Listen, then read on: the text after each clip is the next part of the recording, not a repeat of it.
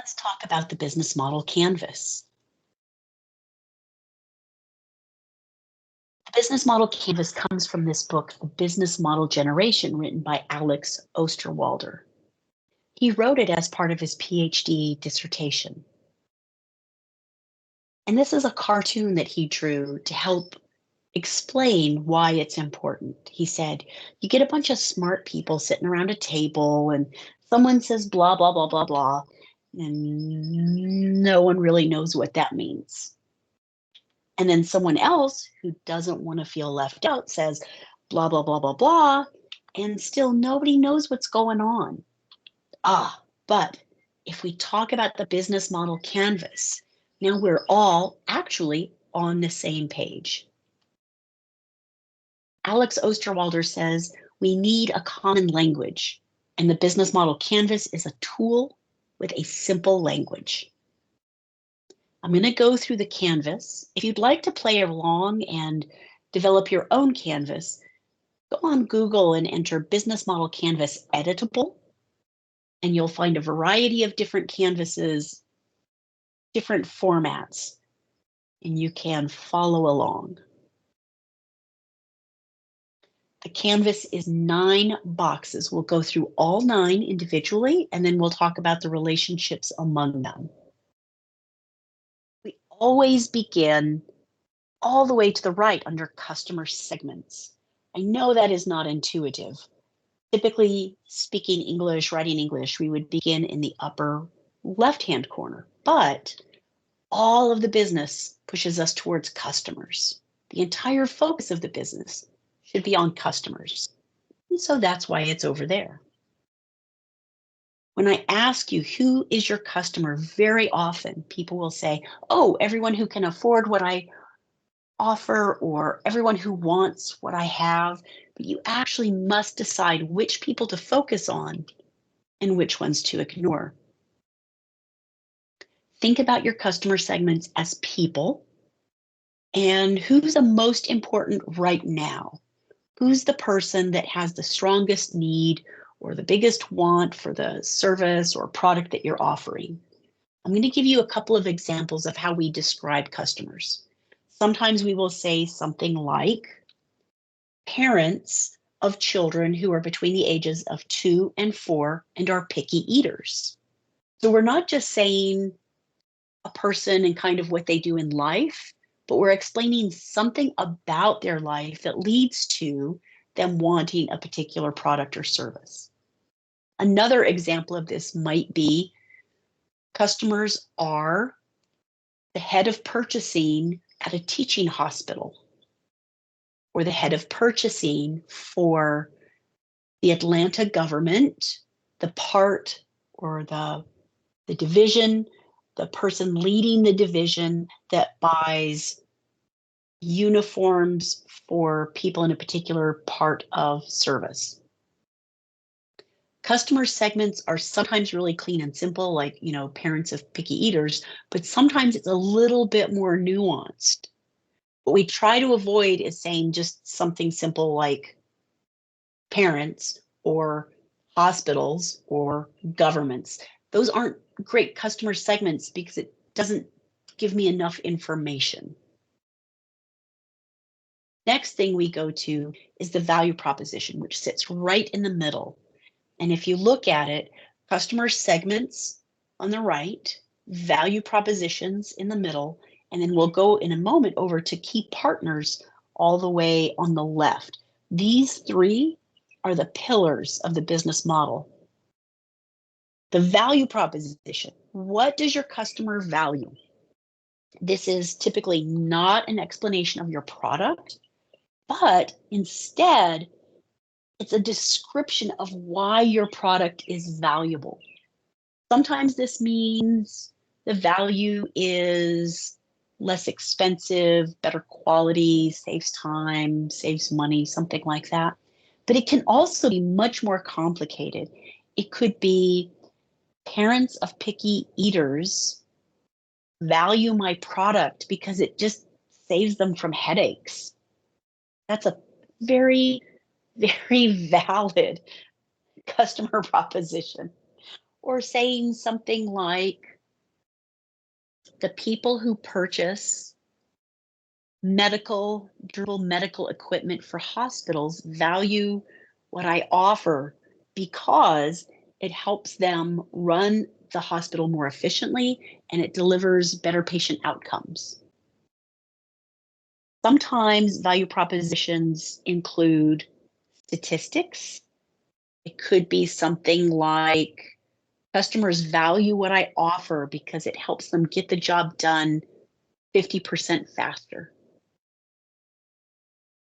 But in each case, the value proposition is described the way that customer, the way that person would say it. Next, we're going to look at channels, and this is distribution channels. It's really about where the transaction happens. Where does your customer want to be to receive the value? Do they want to go onto Amazon and buy a product? Do they want to receive this product in their place of business or this service in their place of business? Do they learn about this product or service when they attend professional events or when they go to the grocery store and see it on a shelf? Think about, how does the customer want to receive the value? That is your distribution channel. Right above it is customer relationships. And this is in part sales and marketing, but it's a little bit more than that also. With customer relationships, we ask, how will you get customers? That's the marketing part. How will you keep their business? That's maybe customer loyalty and retention. And how will you grow your relationship with them?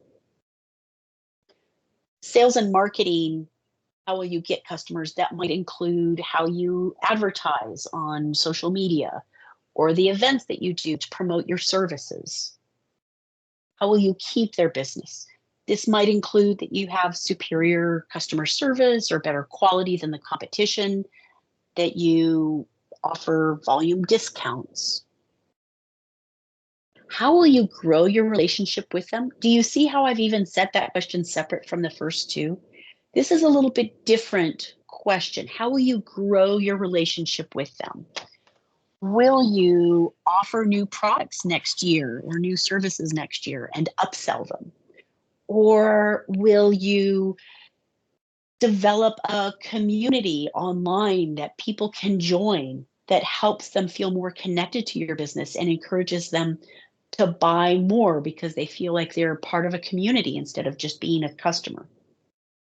Customer relationships is one of the key parts of success for a business or an initiative.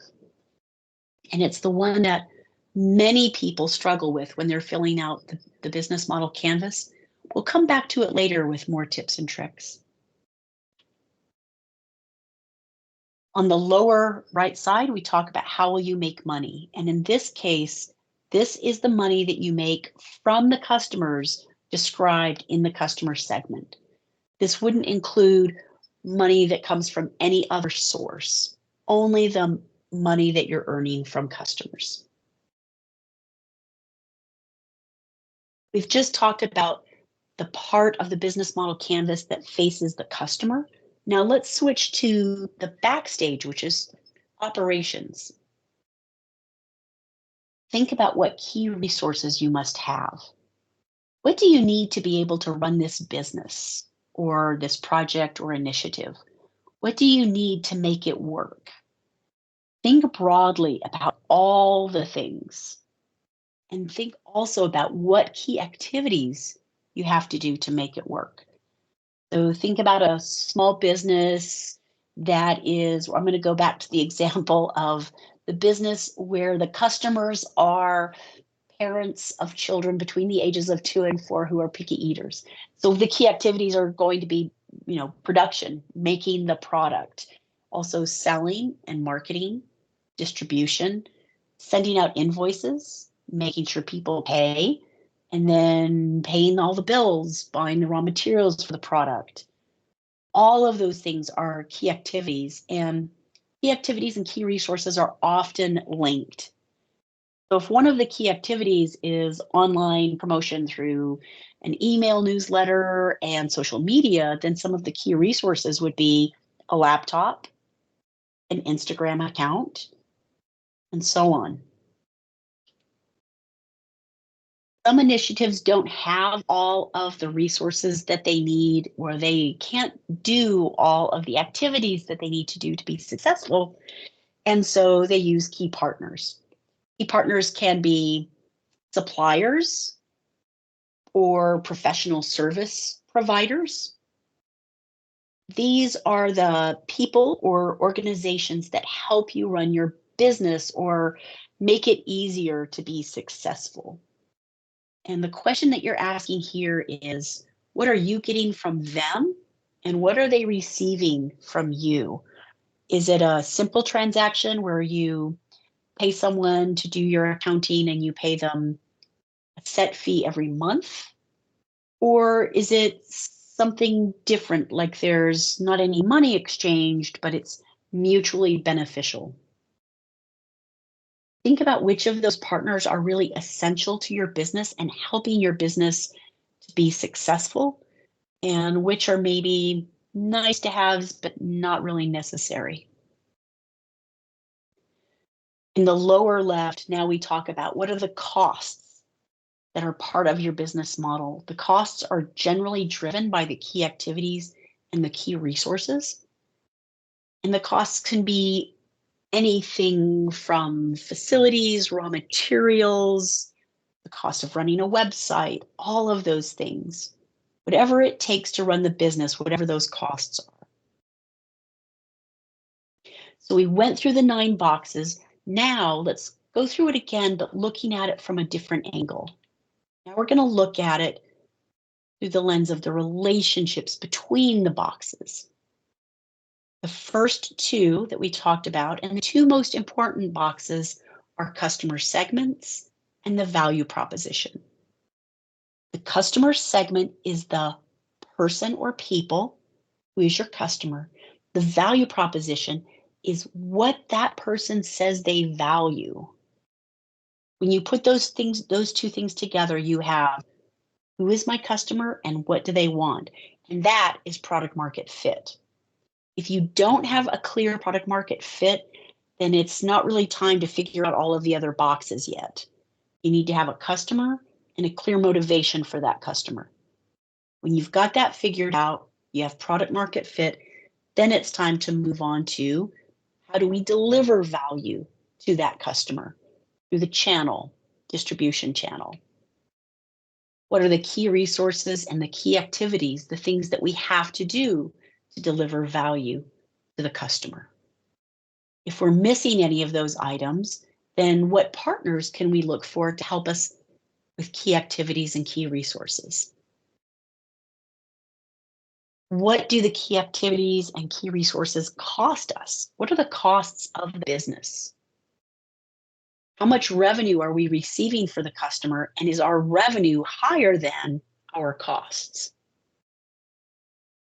And then finally, you see that last one, it's left in white right now, the customer relationships. It's in the heart position on the canvas, and it's even got a little tiny heart as an icon in that box. That's that magical get, keep, grow. It's really the engine that makes the whole business work. How am I going to get customers? How am I going to keep them? And how am I going to grow my business? Keep in mind that on the right side of the canvas, where the customers are, that's everything that drives our revenue. And on the left side of the business, that's everything that drives our costs. That's a quick walk through the business model canvas. I know it was a lot.